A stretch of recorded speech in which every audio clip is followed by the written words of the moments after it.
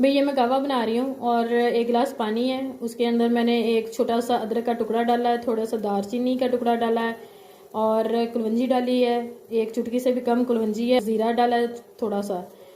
भाई कहवा साहब जो है ना वो तैयार हो गए हैं और अब मैं इसको कप में निकालती हूँ।